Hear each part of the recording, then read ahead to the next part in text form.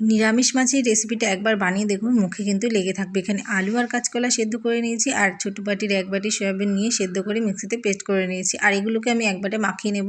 তার জন্য আমি অল্প বেসন নিয়ে নিলাম, আর হলুদ, লবণ আর ভাজা মশলার গুঁড়ো নিয়ে নিয়েছি। এবার খুব ভালো করে এটাকে মেখে নেব।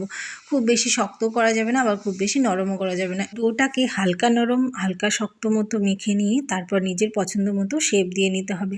দেখুন আমি মাছের শেপ দিয়ে নিয়েছি। এবার এগুলোকে লাল লাল করে উল্টো পাল্টে গ্যাসের জোর একদম লো ফ্লেমে দিয়ে ধৈর্য ধরে ভেজে নেব।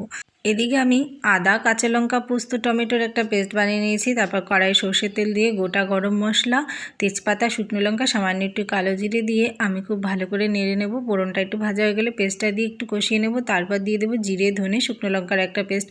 সব কিছু দিয়ে ভালো করে কষিয়ে নিয়ে জল দিয়ে দেবো। যখন খুব ভালো করে ফুটে যাবে তারপর মাছগুলো দিয়ে দেবো। আর ঘি গরম মশলা তো দিতেই হবে, আর নামানোর আগে কাসুরি মেথি পাতা দিয়ে দেবো। এই রেসিপি ভিডিওটা আমার চ্যানেলে পোস্ট করা আছে, আপনারা চাইলে একবার দেখে নিতে পারেন।